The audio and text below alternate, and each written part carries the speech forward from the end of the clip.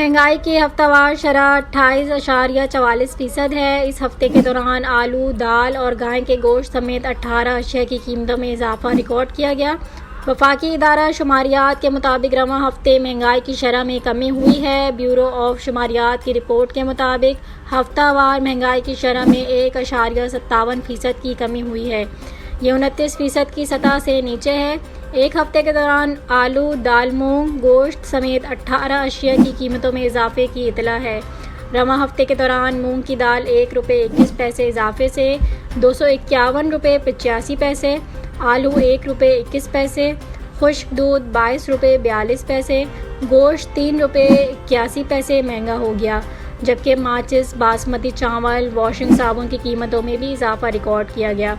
टमाटर की कीमत में 10 रुपये कमी इस हफ्ते शुमारियात के ब्यूरो के मुताबिक। घरेलू LPG सिलेंडर की कीमत में 5 रुपये इजाफा कर दिया गया है। ये सेक्शन मुख्तलिफ किस्म के डाटा का एक जजीरा फराहम करता है जो जमा किए जा सकते हैं और तहकीक को मुताला करने के लिए इनका इस्तेमाल कैसे किया जा सकता है। इसके अलावा चीनी, जिंदा चिकन, दाल माच और दाल चना भी सस्ते हो गए।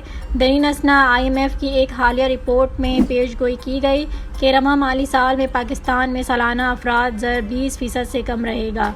IMF की वर्ल्ड इकोनॉमिक आउटलुक रिपोर्ट में पेशगोई की गई है कि इस साल पाकिस्तान में अफराद ज़र की शरह 19.9% रहेगी और महंगाई, बेरोज़गारी दोनों में इजाफा होगा। बेरोज़गारी की शरह 6.2 से बढ़कर 6.4% होने की तवक्को है। आलमी बैंक ने भी इस साल महंगाई में इजाफे और शरह नमू में कमी की तवक्को जाहिर की है।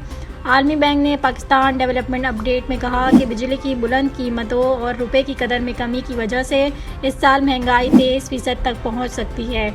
महंगाई में इजाफा पाकिस्तान में हालिया सैलाब ने महंगाई को भी मुतासर किया। सैलाब ने मुआशी सरगर्मियों पर खासा असर डाला है।